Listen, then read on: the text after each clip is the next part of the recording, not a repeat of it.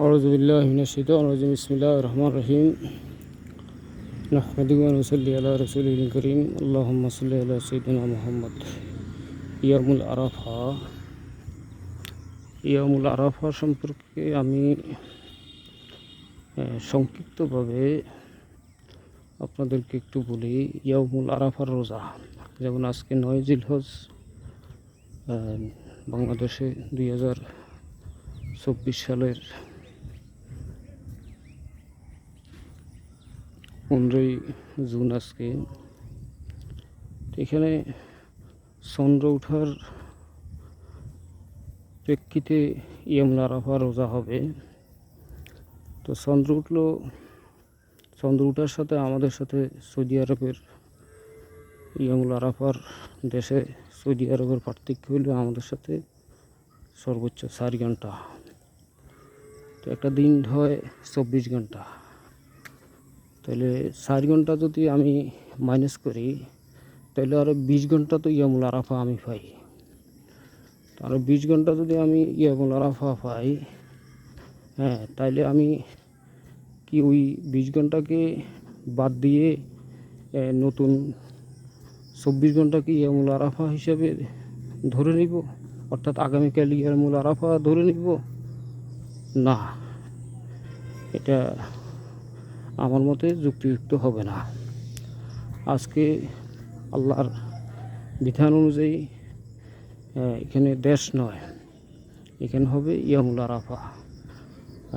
সারা পৃথিবীর মানুষ বাংলাদেশের সাথে 4 ঘন্টার ব্যবধানে আজকে সৌদি আরবে পবিত্র আরাফার ময়দানে ইয়াউমুল আরাফা হজ পালন করছে। আরাফাত ময়দানে উপস্থিত হওয়া মানে হলো হজ হয়ে যাওয়া। কেউ যদি হজের সকল আহকাম আরকান যাবতীয় সব কিছু পালন করে আরাফাতের ময়দানে না যায়, তাহলে তার হজ হবে না। আরাফাতের ময়দানে যাওয়া বাধ্যতামূলক। আরাফাতের ময়দানে 1 সেকেন্ডের জন্য হইলে, 1 মিনিটের জন্য হইলে, অন্তত 1 ঘন্টার জন্য হইলেও তার আরাফাতের ময়দানে যাইতে হবে। অর্থাৎ এরপরে মুজদালিফা, মিনা। তো এখন বিষয়টা হইল আমাদের ক্লিয়ার হওয়া দরকার। আমার সুস্পষ্ট মতামত হইল বাংলাদেশের ইয়াউমুল আরাফার রোজা হবে 9 জিলহজে। 9 জিলহজ।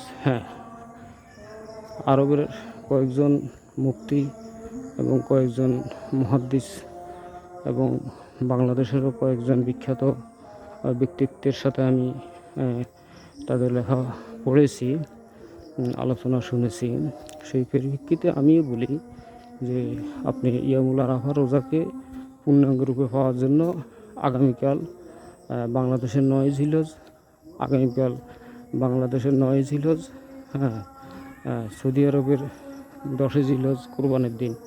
তো আপনি আগামীকালকে বাংলাদেশের হিসাবে আগামীকালকে রোজা রাখেন, তাইলে আপনি টোটাল কয়টা রোজা রাখবেন? 2টা রোজা।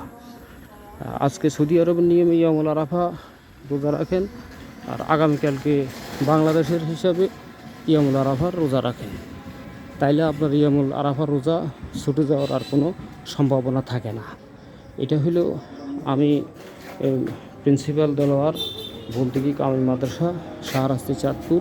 এটা হলো আমার সুস্পষ্ট মতামত, এবং আমার এই মতামত অখণ্ড করার মতো যদি কেউ আসেন, আমার সামনে আসেন, দলিল নিয়ে আসেন, আমি আপনার সাথে কথা বলতে প্রস্তুত।